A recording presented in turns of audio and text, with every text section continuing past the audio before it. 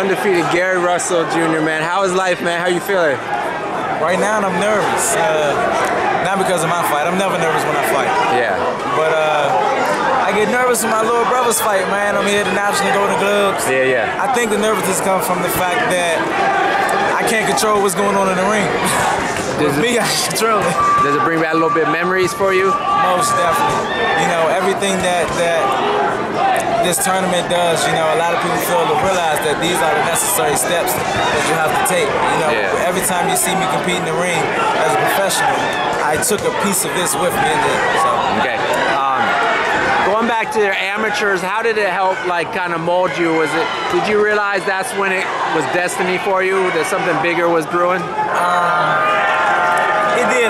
Probably, honestly, I didn't realize that it was something that I really wanted to do until maybe about 2005, right before I think that's when I competed in the World Championships. Yeah. You know, that's when I was like, okay, I'm really good at this.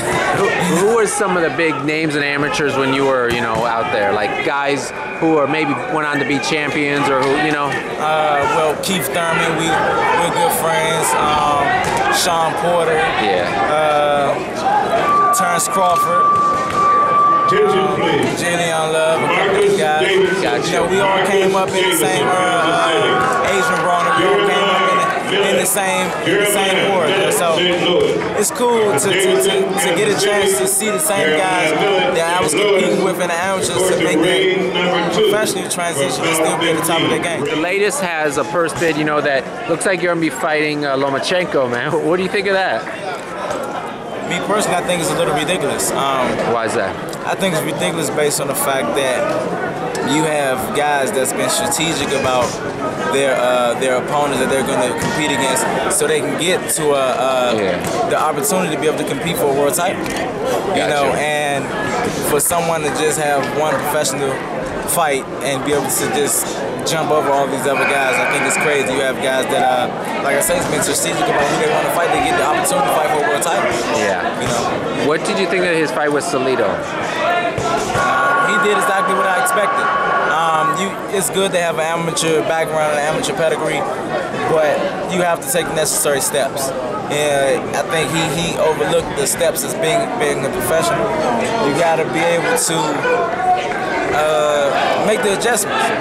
Gotcha. I think in that particular fight, he definitely didn't know how to make the adjustments. He's still an amateur.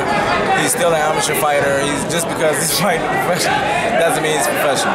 What's your biggest advantage in this fight? Just the rounds in general. He's still, like I say, still an amateur fighter. You know, he's used to fighting 4-round fights. He had one 12-round fight that he fought against. He hasn't took the steps. He doesn't know how to slow the fight down. He doesn't know how to slow the pace down. He don't know how to make the necessary adjustments in the fight. You know, how to make the adjustments on the fly. When, you know, it's stuff like that that's going to take advantage of it. What about, outside of experience, your physical abilities? What do you have that he can't match? I think, for sure, he's definitely not going to be able to match my hand speed. I'm strong at 126. Hopefully, he doesn't underestimate my punching ability. If he kicks in and he goes reckless, it's going to be an early fight.